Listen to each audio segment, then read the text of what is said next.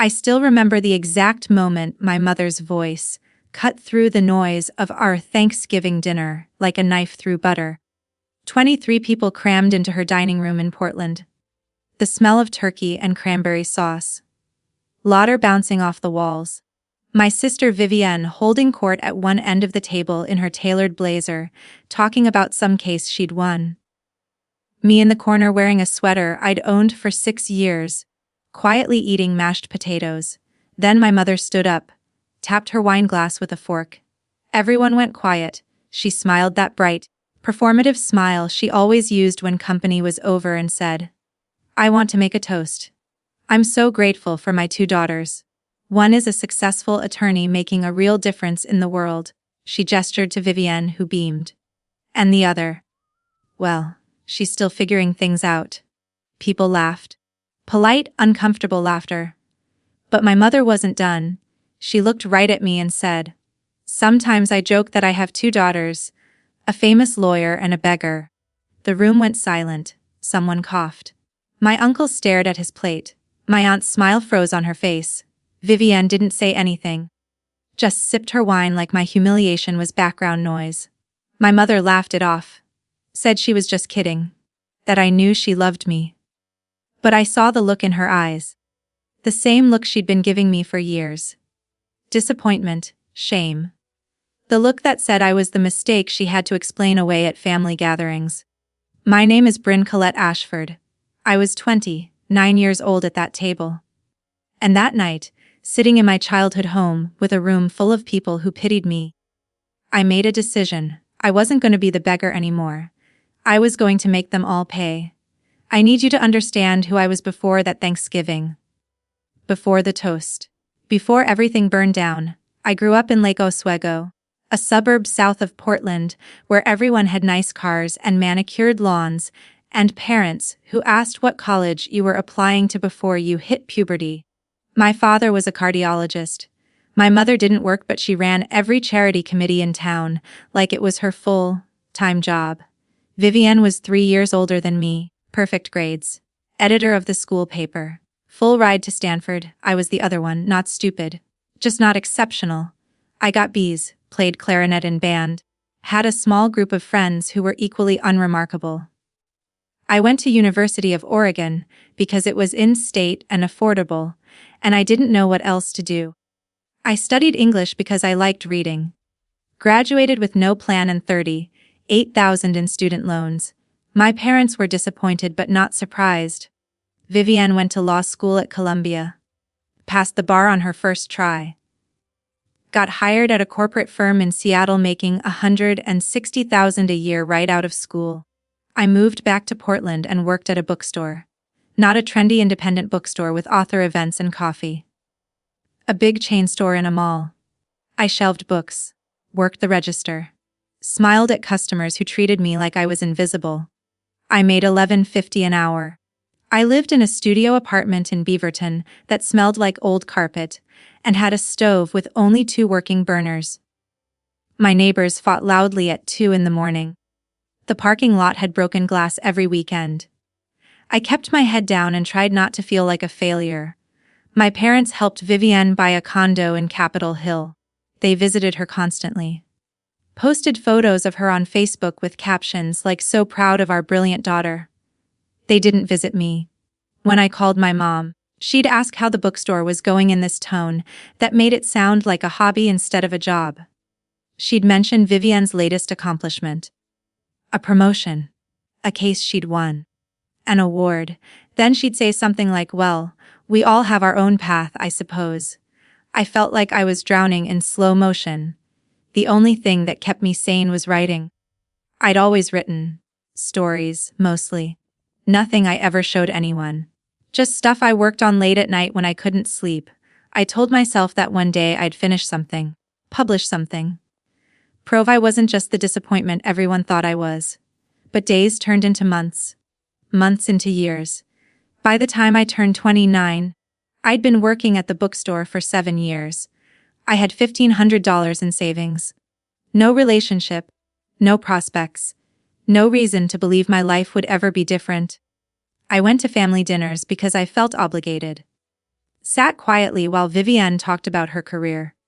While my parents bragged about her. While everyone pretended I wasn't slowly disappearing. Then came Thanksgiving.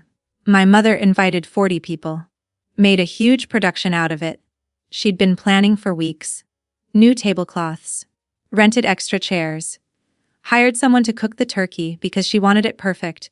I showed up in jeans and a sweater. Vivienne arrived in a designer outfit with her boyfriend Marcus. He was a financial analyst. Tall. Handsome. The kind of guy who used words like portfolio and equity in casual conversation. My mother fawned over them. She introduced me to guests as my younger daughter, and then immediately changed the subject. I helped in the kitchen. Set the table. Poured drinks. Made myself useful in ways that didn't require conversation. Then we sat down to eat. That's when it happened. The toast. The joke. The room full of people staring at me like I was something to pity. I wanted to leave. Walk out. Never come back. But I didn't. I just sat there. Finished my food. Helped clean up. Drove home in silence. And when I got back to my apartment, I sat on my bed and cried until my chest hurt. Then I stopped crying. And I started planning. If you're watching this, go ahead and subscribe. I promise this gets better. Or worse. Depends on how you feel about revenge. Drop a comment and let me know where you're watching from. The week after Thanksgiving, I called my mom. I don't know why. Maybe I wanted an apology. Maybe I wanted her to acknowledge how much she'd hurt me. She answered on the third ring. Sounded distracted. I asked if we could talk about what happened at dinner. She said, "What do you mean?" I reminded her. The toast. The joke about the beggar. She laughed. "Oh, Bryn, don't be so sensitive. It was just a joke. Everyone knows I love you." I asked her if she understood how humiliating that was. She sighed. "You're making a big deal out of nothing. Maybe if you were more confident about your life, you wouldn't take things so personally."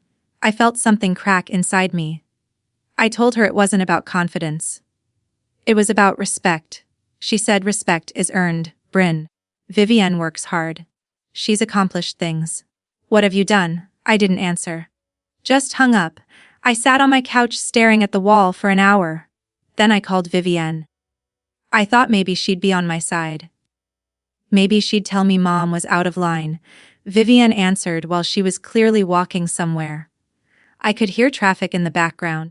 I told her what Mom said. She was quiet for a second. Then she said, "Look, Bryn, I get that you're upset. But Mom's not wrong. You've been working at a bookstore for 7 years. You're almost 30. Don't you think it's time to figure your life out?" I asked her if she really thought I deserved to be humiliated in front of the entire family. She said, "I think you're being dramatic. Mom's just frustrated because she wants you to do better." We all do. I hung up on her too. That's when I realized something. My family didn't just see me as a failure. They saw me as an embarrassment. A problem to be managed. A punchline. And they were never going to see me any other way unless I forced them to. I started watching Vivienne more closely after that. Not in a creepy way. Just paying attention. I followed her on social media even though it made me feel worse about myself. I read her posts. Looked at her photos. Noticed patterns. Vivienne posted constantly. Always humble, bragging. Always showing off her office, her condo, her boyfriend, her cases. She had this whole image. Brilliant attorney. Self-made success. Champion of justice. But I started noticing cracks. She posted about a pro bono case she was working on. Helping a small business owner sue a corporation. Very noble. Lots of comments praising her. But when I looked closer, I saw she'd posted the same thing 6 months earlier. And a year before that. Always the same case. Always ongoing. Never resolved. I found that weird. I started digging. I searched for her name in legal databases. Found a list of her cases.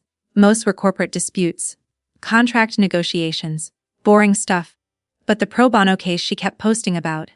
I couldn't find any public record of it. I kept looking. I found her law firm's website. Read the bios. Vivienne said she specialized in corporate law and had a passion for social justice work. But when I looked at the firm's actual case history, there was no social justice work, just corporate clients. Big companies. wealthy individuals. Vivienne's entire public persona was a lie, or at least an exaggeration. I didn't know what to do with that information yet. But I filed it away. Then something else happened. My mom called me out of the blue. Said she needed a favor. She was hosting a charity luncheon for the hospital foundation. She wanted me to help set up, move tables, arrange flowers. Basically be free labor. I asked if Vivienne was helping. She said Vivienne's too busy. She has a deposition. Of course she did. I told my mom I'd think about it. She said it's just a few hours. Bryn, it's the least you can do. The least I can do. Like I owed her something. I said I'd help. The luncheon was at a hotel in downtown Portland. I showed up 2 hours early like my mom asked. She put me to work immediately. Holding chairs. Setting tables. Folding napkins. She didn't say thank you. Just kept giving orders. Vivienne showed up 30 minutes before the event started. Hair perfect. Makeup flawless. She hugged my mom. Complimented her dress. Took photos for Instagram. My mom introduced her to everyone as my daughter, the attorney. She didn't introduce me at all. I worked through the entire event. Served food. Cleared plates. Stayed in the background. At the end, my mom gave a speech. Thanked all the volunteers. Mentioned Vivienne by name for attending. Didn't mention me once. I drove home that night feeling hollow. But also angry. And that anger was starting to sharpen into something else. The breaking point came 2 months later. I got a call from my landlord. He was raising my rent. $150 a month. I couldn't afford that. I was already barely scraping by.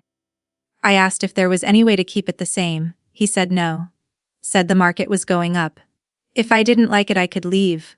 I felt panic set in. I called my mom. Explained the situation. Asked if she could help. Just for a few months until I figured something out. She sighed.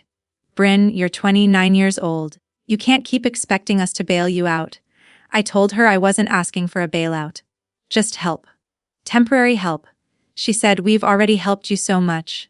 We paid for college. We gave you money when you moved back. At some point, you need to take responsibility for your own life. I reminded her that she'd just given Vivienne $15,000 for new furniture for her condo. She said, that's different. Vivienne has equity. It's an investment. I asked what I was supposed to do. She said get a better job. Work harder, figure it out. Then she hung up. I sat on my floor shaking. I didn't have anywhere else to go. No savings, no options. I called Vivienne. I hated doing it, but I was desperate. She answered sounding annoyed. I explained everything. The rent.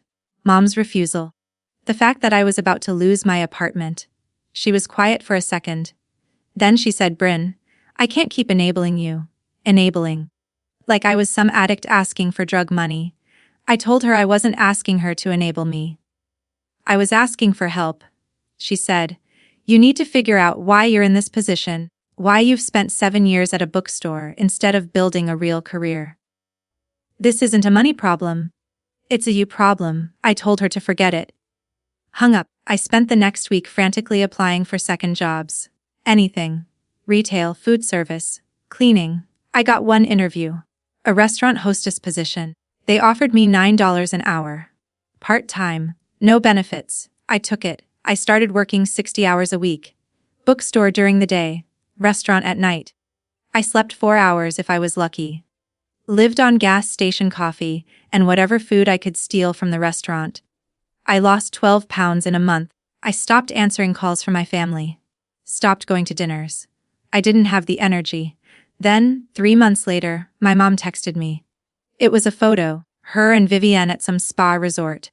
Robes, champagne, big smiles. The caption said, Mother, daughter, get away. So blessed. I stared at that photo for 10 minutes. While I was working myself into the ground just to keep a roof over my head, they were at a spa. Drinking champagne. Getting massages. And my mother had posted it publicly. For everyone to see. I felt something inside me snap. I opened my laptop. Started searching. I didn't know what I was looking for. I just knew I needed to find something. Anything. I went through Vivienne's social media. Her law firm's website. Public records. And then I found it. A complaint filed with the Washington State Bar Association against Vivienne. It was from 8 months ago. A former client accused her of overbilling, charging for work that was never done. Inflating hours. The complaint was dismissed due to lack of evidence. But it was there. Public record. I kept digging. Found another complaint. Different client. Same accusation. Also dismissed. Then I found something else. A lawsuit. Not against Vivienne personally. Against her firm. A client was suing for malpractice, claiming the firm had mishandled a case and cost them millions. Vivienne's name was on the case. She'd been the lead attorney. The lawsuit was settled out of court. Terms confidential. But it had happened, and Vivienne had never mentioned it. Never posted about it. Never acknowledged it, because it didn't fit her perfect image. I started taking notes. Screenshots. Building a file. I didn't know what I was going to do with it yet. But I knew I was going to do something. I fell apart slowly. Not all at once. Just a little bit every day. I stopped sleeping more than a couple hours. Started having panic attacks at work. One time I had to lock myself in the bookstore bathroom and breathe into a paper bag because my chest felt like it was caving in. My manager noticed. Asked if I was okay. I lied and said I was fine. I wasn't fine. I stopped eating properly. Lost more weight. My clothes hung off me. I looked sick, felt sick, but I kept working. Kept going through the motions. I stopped writing. Stopped doing the one thing that used to make me feel like I had a future. I was just surviving. Barely. One night I came home from my restaurant shift at midnight. Exhausted. Feet aching. I opened my mailbox and found a letter from my student loan servicer. My payment was late. I owed $600 immediately, or I'd go into default. I sat on the stairs outside my apartment building and stared at that letter. I didn't have $600. I didn't have $60. I thought about calling my parents. Begging. Humiliating myself one more time. But I couldn't do it.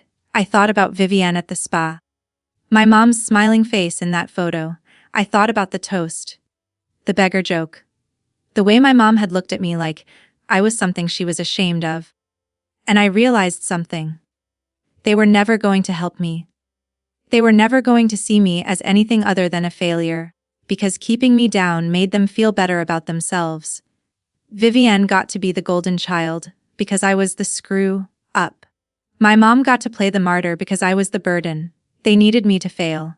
That realization should have destroyed me. Instead, it made me angry. Not sad. Not hurt. Just cold, focused anger. I went inside, made a list, everything I knew about Vivienne. Every complaint. Every settled lawsuit. Every lie she'd told on social media. Everything I knew about my mother. Her charity work. Her reputation. Her obsession with appearances. And I started thinking about how to use it. The plan didn't come together overnight. It started with small ideas that grew into something bigger. I knew I couldn't just expose Vivienne's complaints and expect anyone to care. They'd been dismissed. Settled. Old news. I needed something current. Something that would actually hurt. I started following her more carefully. Not just her social media. Everything.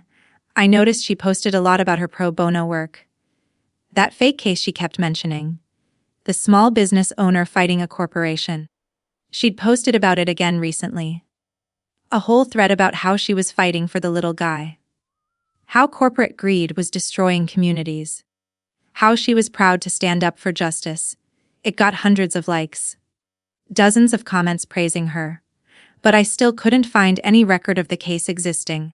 So I did something risky. I created a fake email address. Pretended to be a journalist writing a story about attorneys who do pro bono work. I reached out to Vivienne's firm. Asked for details about her social justice cases. They responded with a generic statement. Said Vivienne occasionally took on pro bono work, but they couldn't discuss specific cases due to client confidentiality. I pushed back. Said I just needed general information. How many cases?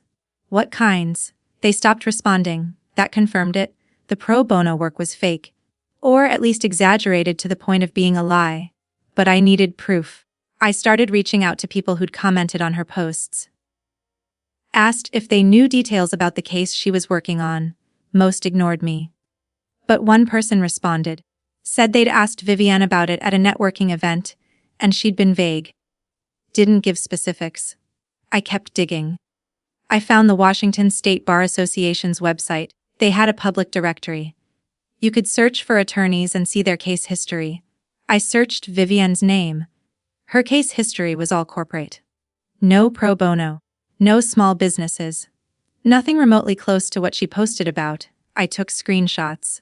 Then I started looking at her Instagram again. She had thousands of followers. Posted daily. Every post was polished, perfect. Inspirational quotes, office photos, humble brags. She'd built an entire personal brand around being this champion of justice. But it was all performance. I started drafting something. Not sure what yet. Maybe an exposé. Maybe just a post calling her out. But then I realized something. Exposing her lies wouldn't be enough. People would defend her. Say I was jealous. Say I was bitter. I needed something that would completely dismantle her image. Something she couldn't recover from. And then I found it. I was scrolling through her followers one night and noticed a pattern. A lot of them were young women, law students, recent graduates. Vivienne had positioned herself as a mentor. She posted about empowering women in law, about breaking glass ceilings. She'd even started offering mentorship sessions, paid consultations, $200 an hour. I clicked on the link in her bio. It led to a website. Professional. Slick, she was selling a course. How to build a successful legal career. $997. I read the testimonials, lots of glowing reviews. Women saying Vivienne had changed their lives. Helped them land jobs. Taught them how to network, but something felt off. I started Googling the names of the women who'd left testimonials. Half of them didn't exist. Fake profiles. Stock photos. The other half were real people, but when I reached out to them on LinkedIn, none of them responded. Vivienne was running a scam, selling a course to desperate law students using fake testimonials and her manufactured reputation, and I had proof. I spent weeks gathering everything I could. Screenshots. E-makers. I made spreadsheets, timelines. Cross-referenced her posts with public records. I found more complaints buried in legal forums. People who'd taken her course and felt scammed. They'd paid $1,000 for generic advice and templates they could have found online for free. Some had tried to get refunds. Vivienne's terms of service said all sales were final. I reached out to a few of them anonymously. Asked about their experiences. They were all angry. Felt lied to. But none of them had done anything about it because Vivienne was an attorney. They were afraid she'd sue them. I told them I was working on something. Asked if they'd be willing to share their stories publicly if I could protect their identities. 3 of them said yes. I started drafting a post. Long, detailed, with receipts. But I didn't publish it. Because I realized that blowing up Vivienne's scam would hurt her. But it wouldn't hurt my mother. And I wanted them both to pay. So I started looking at my mom. She ran a charity foundation. Raised money for the children's hospital. Big events. Lots of donors. She was obsessed with her reputation, with being seen as this pillar of the community. I started digging into the foundation. It was small. Run mostly by volunteers. My mom was the director. Unpaid, technically. But she had access to the funds. I requested public tax filings. Nonprofits had to disclose their financials. When the documents came, I went through every line. The foundation raised about $200,000 a year. Most of it went to the hospital. Legitimate. But there were expenses that seemed weird. Travel. $15,000 a year. For what? The foundation didn't operate outside of Portland. Consulting fees. $20,000. Paid to a company I'd never heard of. I Googled the company. No website. No presence.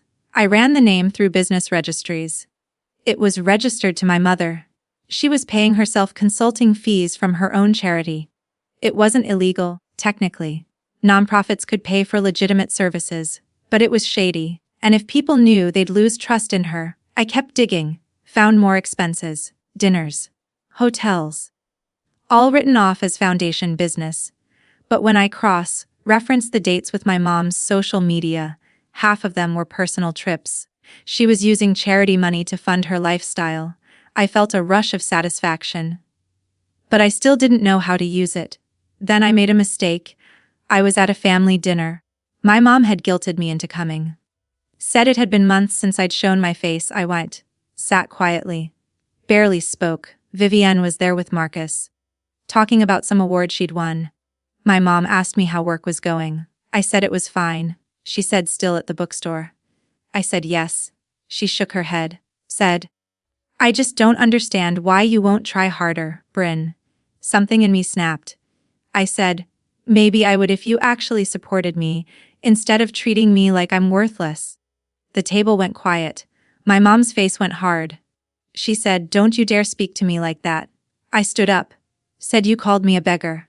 In front of everyone. And you've never apologized. Vivienne cut in. Said, Bryn, you're being dramatic. I looked at her. Said, and you're a fraud. Her face went pale. I left before anyone could respond. I knew I'd screwed up. Tipped my hand. They'd be more careful now. I decided to move fast. I finished the post about Vivienne. Published it on Medium under an anonymous account. I titled it, The Instagram Attorney Who Scammed Aspiring Lawyers. I laid out everything. The fake testimonials, the overpriced course, the complaints from people who'd been ripped off. I included screenshots, emails, comparisons between her social media posts and her actual case history. I ended with a call to action, asked people to share, to report her course website, to file complaints with the Bar Association. Then I posted it on Reddit, in legal forums, career advice threads, anywhere people might care. It took off within hours. People were furious, started commenting, sharing their own experiences with scammy online courses. Someone cross-posted it to Twitter. It got picked up by a legal blog. Within 2 days, Vivienne's course website was down. Her Instagram comments were flooded with people calling her out. She posted a vague statement. Said she was taking a break from social media to focus on her mental health. But the damage was done. Her firm released a statement distancing themselves from her mentorship business. Said it was a personal venture not affiliated with them. The Washington State Bar Association opened an investigation into whether she'd violated ethics rules by using fake testimonials. I watched it all unfold from my apartment, felt a grim satisfaction. But I wasn't done. I turned my attention to my mother. I compiled everything I had on the foundation. The questionable expenses. The self-dealing. The personal trips written off as charity work. I drafted an anonymous email. Sent it to every major donor, listed on the foundation's website. I attached the tax filings.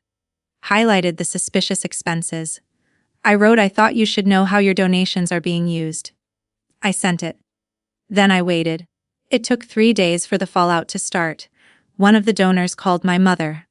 Demanded an explanation. She tried to spin it. Said the expenses were legitimate. Necessary for running the foundation. The donor didn't buy it. Pulled their funding. Another donor did the same. Word spread. The local paper got wind of it. Published a small piece. Nothing major. Just questions about the foundation's spending. But it was enough. My mother called an emergency board meeting. Tried to defend herself. Half the board resigned. The foundation lost its biggest sponsors. My mom had to step down as director. Her reputation, her entire identity, was shredded. I watched from a distance. Didn't say a word. The final blow came from something I didn't plan. Vivienne's firm fired her. They cited the bar investigation and the negative press. Said they couldn't keep her on while the ethics complaint was pending. She tried to fight it. Threatened to sue for wrongful termination. They settled, paid her 6 months severance in exchange for an NDA. But she was out, no job, no course income. Reputation destroyed. She moved back to Portland. Couldn't afford her Seattle condo anymore. I heard through family that she was staying with my mom. Which was perfect. Because my mom was in her own kind of hell. The charity foundation folded completely. No donors, no board, no credibility. The hospital quietly distanced themselves from her. Her friends stopped inviting her to events. She'd spent 20 years building this image as a philanthropist and community leader. And I'd dismantled it in less than a month. I didn't reach out. Didn't gloat. Just watched. Then, 2 months later, my mom called me. I almost didn't answer. But curiosity got the better of me. She sounded small. Broken. She said, "Bryn, I need to talk to you." I didn't say anything. She said, "I know you're angry. I know I hurt you. But I need you to tell me. Did you do this?" I asked what she meant. She said, "The emails. The post about Vivienne. Did you send them?" I could have lied. But I didn't. I said yes. She was quiet for a long time. Then she said why. I told her everything. How she'd made me feel my entire life. How she'd humiliated me. How she'd chosen Vivienne over me again and again. How she'd called me a beggar and never apologized. She started crying. I didn't comfort her. She said, "I didn't mean to hurt you. I just wanted you to do better." I said no. "You wanted me to stay small so you could feel big." She didn't argue. I told her I was done. Done with her. Done with Vivienne. Done with a family that only valued me when I was useful. She begged me not to cut her off, said she'd change. Said she'd do better. I told her it was too late. Then I hung up. I didn't hear from my family for 6 months. No calls. No texts. Nothing. I quit both my jobs. Used the little savings I had to take a month off and just breathe. I started writing again. Finished a short story. Submitted it to a literary magazine. They accepted it. It wasn't life-changing. Just a small publication. $50 and a byline. But it felt like proof. Proof I was more than what my family thought I was. I got a new job. Marketing coordinator at a small nonprofit. Nothing glamorous. But it paid better than the bookstore. Had benefits. Felt like a step forward. I moved to a better apartment. Nothing fancy. But the heat worked. The door didn't stick. The neighbors were quiet. I started rebuilding. Slowly.